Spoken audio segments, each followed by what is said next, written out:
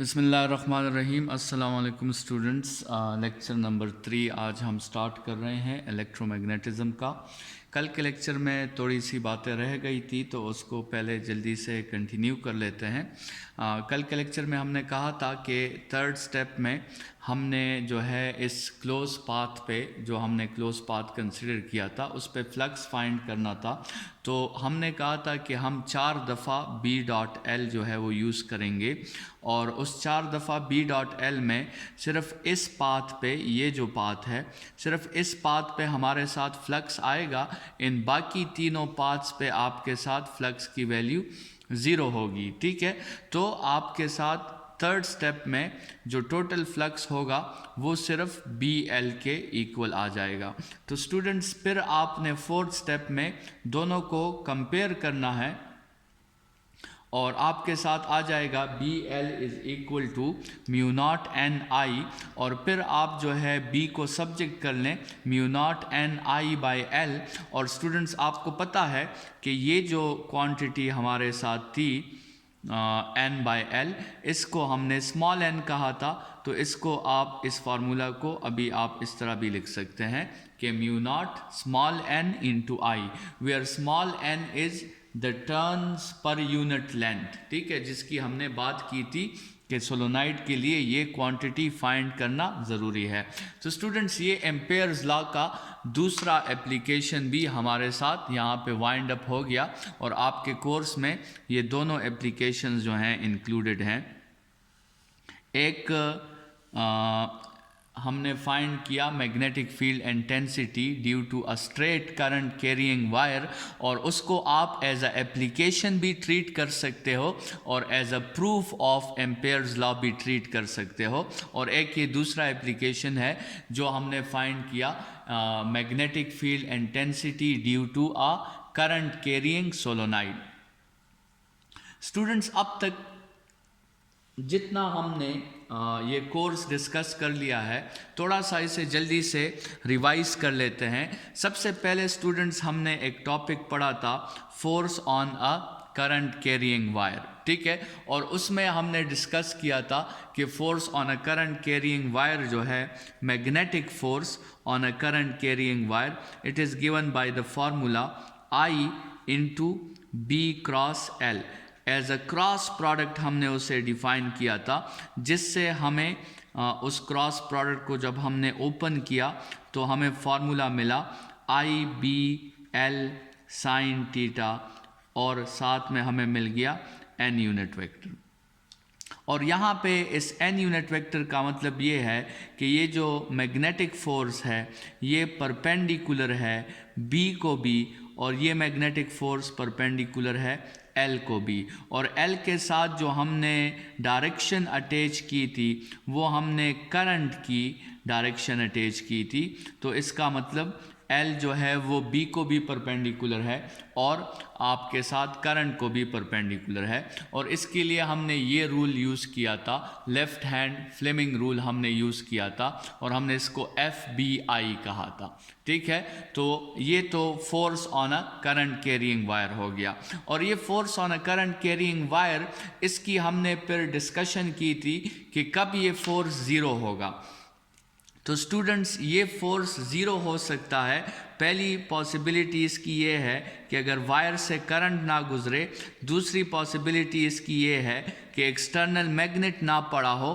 तीसरी पॉसिबिलिटी इसकी ये है कि एक्सटर्नल मैग्नेट में लेंथ ना हो, लेंथ ऑफ द वायर ना हो। और चौथी पॉसिबिलिटी ये सारी चीज़ें हों लेकिन एंगल या ज़ीरो हो या एंगल 180 हो, तो उस केस में भी ये मैग्नेटिक फोर्स आपके साथ ज़ीरो होता है। और स्टूडेंट्स ये मैग्नेटिक फोर्स जो है ये मैक्सिमम कब होता है? ये मैक्सिमम होता है जब एंगल 90 हो, और इसकी मैक्सिमम वैल्यू है IBL। और स्टूडेंट्स यही से हम फिर मैग्नेटिक फील्ड इंटेंसिटी को डिफाइन करते हैं। यही से हम जो है B को सब्जेक्ट कर लेते हैं और B का फार्मूला हम लिख लेते हैं F divided by IL। Students ये जो फार्मूला है इससे हम मैग्नेटिक फील्ड इंटेंसिटी को भी डिफाइन कर सकते हैं, और मैग्नेटिक फील्ड इंटेंसिटी का यूनिट जो है वो भी हम यहाँ से निकाल सकते हैं। मैग्नेटिक फील्ड इंटेंसिटी का यूनिट है newton per ampere into metre, और इसी Newton per ampere into metre को हम टेस्ला कहते हैं। तो मैग्नेटिक फील्ड इंटेंसिटी का जो यूनिट है वो आपके साथ है Tesla.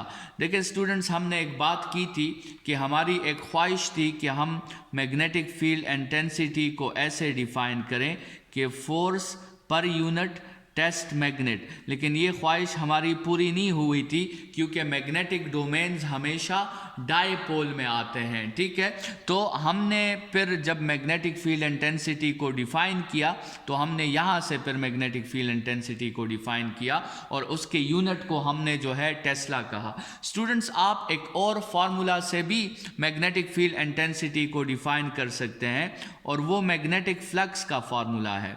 Flux is equal to B dot A. यहाँ से भी आप मैग्नेटिक फील्ड इंटेंसिटी को डिफाइन कर सकते हैं, और आप कह सकते हैं कि magnetic field intensity is flux per unit area. अच्छा स्टूडेंट्स, याद रखें कि जब भी किसी क्वांटिटी को आप लेंथ पर डिवाइड कर दें, या किसी क्वांटिटी को आप एरिया पर डिवाइड कर दें, या किसी क्वांटिटी को आप वॉल्यूम पर डिवाइड कर दें, किसी क्वांटिटी को आप लेंथ पे डिवाइड करें, एरिया पे डिवाइड करें या वॉल्यूम पे डिवाइड करें, तो फिर उस रिजल्ट के साथ आप डेंसिटी का वर्ड यूज़ कर सकते हैं। किसी क्वांटिटी को लेंथ पे डिवाइड करना, एरिया पे डिवाइड करना या वॉल्यूम पे डिवाइड करना, उसके साथ आप डेंसिटी का वर्ड यूज़ कर सकते हैं। जैसे स्टूडेंट्स, यहाँ भी मैंने नंबर ऑफ टर्न्स को लेंथ पे डिवाइड कर दिया है, तो मैं इस स्मॉल एन को मैं अभी कह सकता हूँ टर्न्स डेंसिटी। इसी तरह स्टूडेंट्स, आपने मास को वॉल्यूम पे डिवाइड कर दिया तो उसे आप वहाँ पे मास डेंसिटी कहते हैं। इसी तरह अगर आपको याद हो, हमने चार्ज को एरिया पे डिवाइड किया था, उसे हम चार्ज डेंसिटी कहते थे। और स्टूडेंट्स, यहाँ पे हमने फ्लक्स को एरिया पे डिवाइड कर दिया है, तो इसे हम कहेंगे magnetic flux density, magnetic flux density. तो स्टूडेंट्स, यही से जहन में डाल दें कि बी के दो नाम हैं। एक तो बी को कहा जाता है magnetic field intensity, magnetic field intensity, और जब बी के साथ टेस्ला का यूनिट होगा तो आप समझ लें कि यहाँ पे बी को क्या नाम दिया गया है, यहाँ पे बी को मैग्नेटिक फील्ड इंटेंसिटी का नाम दिया गया है। लेकिन इसी बी का स्टूडेंट्स एक दूसरा नाम भी है जिसे हम कहते हैं मैग्नेटिक फ्लक्स डेंसिटी। इसी बी को इस फार्मूला के हेल्प से हम मैग्नेटिक फ्लक्स डेंसिटी भी कह सकते हैं। और अगर किसी जो आपके साथ बी के साथ अगर ये यूनिट लगा हो weber per metre square, weber per flux का जो यूनिट है वो आपके साथ है वेबर,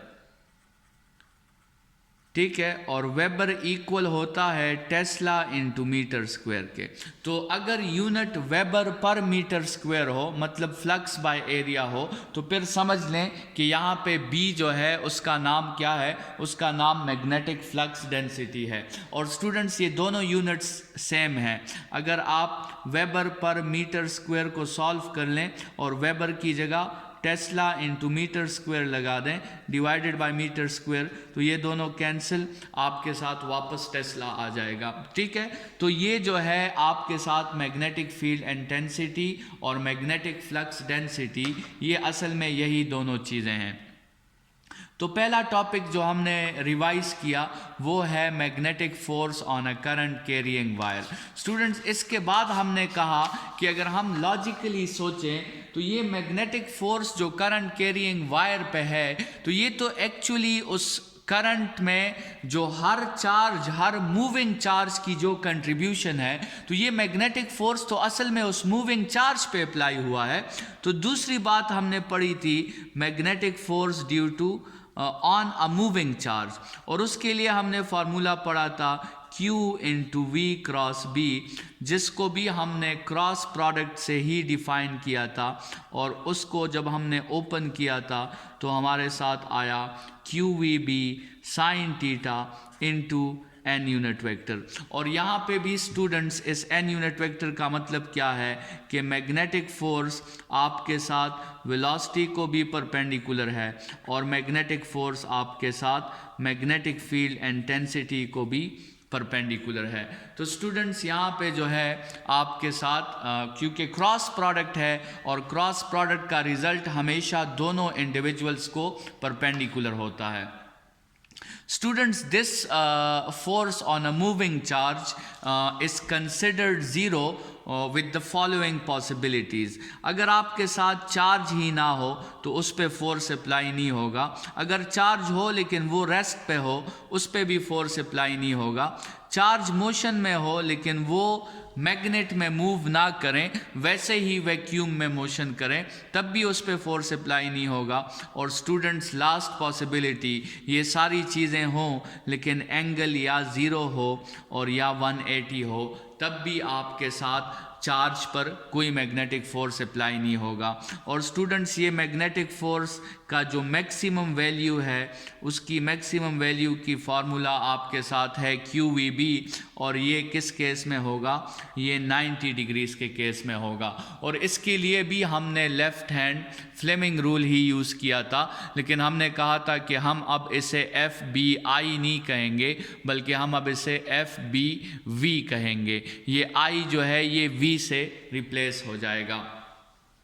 स्टूडेंट्स, यहाँ पर ये जो हमने टॉपिक पढ़ा, ये जो एक इंटरेस्टिंग रिजल्ट यहाँ पे आया कि magnetic force is perpendicular to the velocity, असल में ये जो डिफिनीशन है ये असल में किसकी डिफिनीशन है, ये असल में डिफिनीशन है सेंट्रीपिटल फोर्स की। तो मैग्नेटिक फोर्स जो है वो असल में चार्ज के साथ क्या करता है, वो चार्ज के लिए एज आ सेंट्रीपिटल फोर्स एक्ट करता है, और जैसे ही कोई चार्ज मैग्नेटिक फील्ड में एंटर हो जाता है वो चार्ज वहाँ पे यूनिफॉर्म सर्कुलर मोशन जो है वो स्टार्ट कर देता है। तो ये रिज़ल्ट काफ़ी हेल्पफुल है। इस रिज़ल्ट पे हमने बहुत से डिवाइसेस बनाए हैं जिस पे हम आगे डिटेल में डिस्कशन हम अपनी जारी रखेंगे। ठीक है स्टूडेंट्स, तो ये था force on a moving charge. Students, फिर इसके बाद हमने जो है वो बात की थी एम्पेयर्स लॉ की। एम्पेयर्स लॉ में हमने दो एप्लीकेशंस पढ़े थे कि अगर एक स्ट्रेट वायर में करंट मूव कर रही है तो सबसे पहले तो इसकी डायरेक्शन कैसे होगी, इस तो स्ट्रेट वायर में अगर करंट मूव कर रही है तो यहाँ क्या क्रिएट होगी, मैग्नेटिक फील्ड इंटेंसिटी जो है वो क्रिएट हो जाएगी। तो वो जो मैग्नेटिक फील्ड इंटेंसिटी क्रिएट हुई है उसका मैग्नीट्यूड कितना होगा, उसका मैग्नीट्यूड होगा mu naught divided by 2 pi I divided by R। और उसके डायरेक्शन के लिए हम क्या यूज़ करेंगे, उसकी डायरेक्शन के लिए हम यूज़ करेंगे राइट हैंड रूल। ठीक है स्टूडेंट्स, उसके लिए हम ये रूल यूज़ करेंगे। ये हमारी करंट की डायरेक्शन है और ये हमारी मैग्नेटिक फील्ड की डायरेक्शन हो जाएगी। अच्छा, इसके बाद हमने एम्पेयर्स लॉ का दूसरा एप्लीकेशन पढ़ा था सोलोनाइड, और सोलोनाइड में हमने कहा कि सोलोनाइड में भी जब करंट पास होती है तो उसमें भी क्या क्रिएट हो जाती है, उसमें भी मैग्नेटिक फील्ड क्रिएट हो जाती है। तो वो मैग्नेटिक फील्ड, उसका फॉर्मूला हमने अभी भी डिस्कस किया, वो म्यू नॉट एन आई है, और इसके डायरेक्शन के लिए भी आपने राइट हैंड रूल जो है वो यूज़ करना है। लेकिन उस राइट हैंड रूल में ये करंट की डायरेक्शन हो जाएगी और ये मैग्नेटिक फील्ड की डायरेक्शन हो जाएगी। स्टूडेंट्स, जब एक सोलोनाइड से करंट मूव करता है तो वो सोलोनाइड बिल्कुल एक बार मैग्नेट की तरह बिहेव करना शुरू कर देता है, जिसमें एक नॉर्थ पोल होता है और एक साउथ पोल होता है। तो सोलोनाइड के अंदर जो मैग्नेटिक फील्ड होती है वो फ्रॉम साउथ टू नॉर्थ होती है, और सोलोनाइड के बाहर जो मैग्नेटिक फील्ड होती है वो फ्रॉम नॉर्थ टू साउथ होती है, तो ये उसी बार मैग्नेट की तरह बिहेव करना शुरू कर देता है जिस तरह एक बार मैग्नेट हमारे साथ मैग्नेटिक फील्ड इंटेंसिटी जो है वो बनाता है। तो स्टूडेंट्स, हमने एम्पेयर्स लॉ की दो एप्लीकेशंस जो पढ़ी, जिसमें हमने देखा कि मैग्नेटिक फील्ड इंटेंसिटी बन रही है, तो हमने एम्पेयर्स लॉ के हेल्प से उसका मैग्नीट्यूड फाइंड किया और राइट हैंड रूल के हेल्प से हमने उसकी डायरेक्शन जो है वो फाइंड आउट कर ली। तो ये हमारे साथ स्टूडेंट्स एम्पेयर लॉ के दो एप्लीकेशंस और साथ में दो topics, force on a current carrying wire and force on a force on a moving charge, ये हमने जो है तकरीबन तीन टॉपिक्स हमने इस चैप्टर में अभी तक कर लिए हैं। Force on a current carrying wire, force on a moving charge और फिर एम्पेयर्स लॉ और उसके दो एप्लीकेशंस। स्टूडेंट्स याद रखें कि एम्पेयर्स लॉ जो है ये हमेशा पाथ पर अप्लाई होता है और आपने इसमें एक क्लोज पाथ कंसिडर करना होगा और उस क्लोज पाथ को हम एम्पीरियन पाथ कहते हैं और आपने वो सारा का सारा करंट कंसिडर करना होगा जो इस क्लोज पाथ से गुजर रहा है, जो इस क्लोज पाथ से पास हो रहा है, तो वो सारा का सारा करंट आपने कंसिडर करना होगा। स्टूडेंट्स, ये जो मैग्नेटिक फील्ड इंटेंसिटी हमने फाइंड की है, ये आपके साथ एक बार मैग्नेट के लिए जो हमने फाइंड की है, सोलोनाइड के लिए, ये इसके दरमियान में हमने फाइंड की है, इस मैग्नेट के अंदर ही हमने फाइंड की है। और ये जो मैग्नेटिक फील्ड इंटेंसिटी है मैग्नेट के या सोलोनाइड के बिल्कुल दरमियान में, ये इस वक्त द स्ट्रॉन्गेस्ट है और स्ट्रॉन्गेस्ट के साथ साथ ये इस वक्त कांस्टेंट है। लेकिन बाहर जब आप सोलोनाइड से जाएंगे तो जिस तरह आपने इलेक्ट्रिक फील्ड में फ्रिंजिंग इफेक्ट पढ़ा था, उसी तरह मैग्नेटिक फील्ड में भी आपके साथ यहाँ पर फ्रिंजिंग इफेक्ट जो है वो आएगा। बाहर फिर आप जितना सोलोनाइड से दूर जाएंगे आपके साथ फील्ड वीक भी होती जाएगी और साथ में फील्ड कांस्टेंट भी नहीं होगी, क्योंकि फील्ड डिक्रीजिंग होगी, या अगर आप सोलोनाइड की तरफ आना चाहें तो फिर फील्ड इंक्रीजिंग होगी। तो वेरिएबल होगी फील्ड और आपके साथ वीकर भी होगी। स्ट्रॉन्गेस्ट और यूनिफॉर्म फील्ड सोलोनाइड के अंदर होती है और सोलोनाइड के बाहर फील्ड वेरिएबल भी होती है और साथ में फील्ड आपके साथ वीक भी होती है। तो ये कुछ बातें थी जो हमने डिस्कस कर ली। अगला जो एक छोटा सा टॉपिक है वो हम डिस्कस करना चाहते हैं और वो आपके साथ है, ये जो बार बार हम म्यू नॉट का लफ्ज़ यूज़ कर रहे हैं, इसको ज़रा एक्सप्लेन करते हैं कि ये म्यू नॉट क्या है। और इसको हम कहते हैं परमेबिलिटी।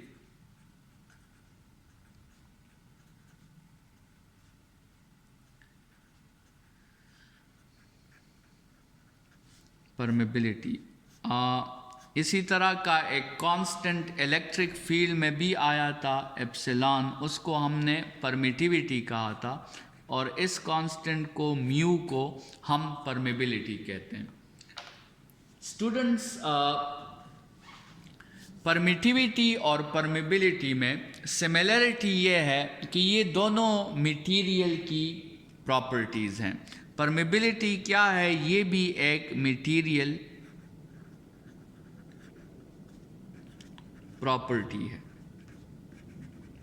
और मटेरियल प्रॉपर्टी के साथ साथ ये एक मटेरियल कांस्टेंट भी है। हर मटेरियल के लिए इसकी अपनी वैल्यू होती है। तो स्टूडेंट्स देखें, हर फील्ड जो है जब वो किसी मीडियम में बनता है तो हर मीडियम उस फील्ड को एक लेवल तक रेजिस्ट करता है और एक लेवल तक वो एक्सेप्ट करता है। लेट्स सपोज अगर एक मीडियम जो है किसी फील्ड को 30% रेजिस्ट कर रहा है तो याद रखें कि वो उसी टाइम पे उसे 70% एक्सेप्ट भी कर रहा है। ठीक है, तो ऐसा कोई मीडियम नहीं है जो ना तो 100% रेजिस्टेंस शो करें ना 100% एक्सेप्टेंस शो करें। हर मीडियम एक लेवल तक रेजिस्ट करता है या एक लेवल तक अपोज करता है। परफेक्शन इसमें नहीं है। ये दोनों प्रॉपर्टीज, रेजिस्टेंस की प्रॉपर्टी और एक्सेप्टेंस की प्रॉपर्टी, ये दोनों हर मटेरियल में साइमल्टेनियसली पाई जाती हैं। हर एक मटेरियल जो है वो एक अपने मॉलिक्यूलर स्ट्रक्चर के मुताबिक और भी बहुत सी बातें हैं उसके मुताबिक, या वो फील्ड को लेट सपोज अगर 60% एक्सेप्ट करेगा तो 40% वो उसे रिपेल भी करेगा। तो ये आपकी चॉइस है कि आप उस मटेरियल की उस प्रॉपर्टी को with the help of positive philosophy define करना चाहते हैं, या आप उस मटेरियल की उस प्रॉपर्टी को with the help of negative philosophy define करना चाहते हैं। अगर आपको एक का पता चल गया तो दूसरे का आपको खुद ब खुद पता चल जाएगा। तो स्टूडेंट्स, इस परमिटिविटी को हमने नेगेटिव फिलॉसफी से डिफाइन किया है। परमिटिविटी को हमने ऐसे डिफाइन किया है कि it is the property of the medium to resist the creation of electric field, ठीक है। और परमेबिलिटी को स्टूडेंट्स हम एक्सेप्टेंस या पॉजिटिव फिलॉसफी से हमने डिफाइन किया, और हमने डिफाइन किया कि it is the property of a medium to accept the creation of magnetic field. Permeability क्या है? ये क्रिएशन ऑफ मैग्नेटिक फील्ड की एक्सेप्टेंस है। और परमिटिविटी क्या है? ये क्रिएशन ऑफ मैग्नेटिक फील्ड की रेजिस्टेंस है। तो ये दोनों में स्टूडेंट्स मेन फ़र्क है, ये आपने याद रखना है। और ये फ़र्क बहुत वाज़ेह है फार्मूलाज में। स्टूडेंट्स देखें, जब भी आप मैग्नेटिक फील्ड का इंटेंसिटी का फार्मूला देखेंगे ना, तो हमेशा उसमें आपको म्यू नॉट ऊपर नज़र आएगा, और जब भी आप इलेक्ट्रिक फील्ड का फार्मूला देखेंगे तो उसमें हमेशा आपको एप्सिलॉन नॉट नीचे नज़र आएगा। तो स्टूडेंट्स, उससे ये जाहिर होता है कि एप्सिलॉन नॉट को हमने रेजिस्टेंस के फिलॉसफी से डिफाइन किया है। तो जितना रेजिस्ट होगा उतनी इलेक्ट्रिक फील्ड इंटेंसिटी कम होगी, मतलब दोनों के दरमियान इन्वर्स रिलेशन है। और म्यू जो है उसको हमने एक्सेप्टेंस के फिलॉसफी से डिफाइन किया है। तो स्टूडेंट्स, ये दोनों फिर डायरेक्ट रिलेशन में है, क्योंकि जितना कोई मीडियम एक्सेप्ट करेगा मैग्नेटिक फील्ड को, उतनी आपके साथ मैग्नेटिक फील्ड स्ट्रांग बनेगी। तो ये दोनों में एक फ़र्क है। स्टूडेंट्स, सबसे लीस्ट एक्सेप्टेंस वो वैक्यूम की होती है, क्योंकि वैक्यूम में तो कोई मीडियम होता ही नहीं है। तो वैक्यूम की परमिटिविटी को फिर हम म्यू नॉट कहते हैं, और इसकी वैल्यू है मेरे ख्याल में 4 पाई इंटू 10⁻⁻⁷, ठीक है। 4 पाई इंटू 10⁻⁻⁷ इसकी वैल्यू है। अदरवाइज जितने भी और मीडियम्स हैं फिर उनकी एक्सेप्टेंस वैक्यूम से कम होगी। और स्टूडेंट्स, जैसे वहाँ पे हमने रिलेटिव परमिटिविटी डिफ़ाइन की थी, यहाँ पे भी आप रिलेटिव परमिबिलिटी डिफ़ाइन कर सकते हैं, जिसमें आप किसी भी मीडियम की परमिबिलिटी को वैक्यूम के साथ कंपेयर कर सकते हैं, और इसका आंसर हमेशा या 1 के इक्वल होगा और या फिर 1 से ग्रेटर होगा। 1 के इक्वल तब होगा जब दोनों मीडियम्स वैक्यूम होंगे, या जब आप वैक्यूम को वैक्यूम के साथ कंपेयर करेंगे। अदरवाइज इसकी जो वैल्यू होगी वो 1 से फिर ज़्यादा होगी, ठीक है स्टूडेंट्स। क्योंकि जब आप मीडियम इंट्रोड्यूस करते हैं तो मीडियम कुछ ना कुछ तो उसे एक्सेप्ट करेगा, उसके क्रिएशन को, ठीक है। और वो क्रिएशन की जो एक्सेप्टेंस है वो वैक्यूम से तो कम ज़्यादा ही होगी। तो जब भी आप रेशो लेंगे तो आंसर हमेशा 1 से आपके साथ बड़ा ही आएगा। तो ये हमने परमिबिलिटी पे थोड़ी सी बात कर ली। Permittivity the resistance to the creation of electric field है, और permeability the acceptance to the creation of magnetic field है।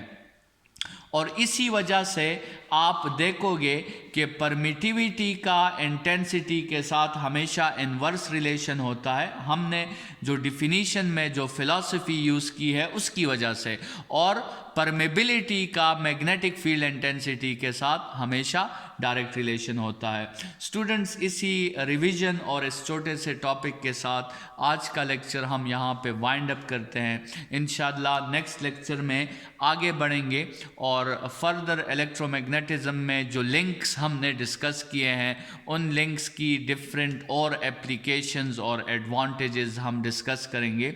इस लेक्चर के लिए इतना ही। अपना बहुत ख्याल रखिएगा। Thank you students.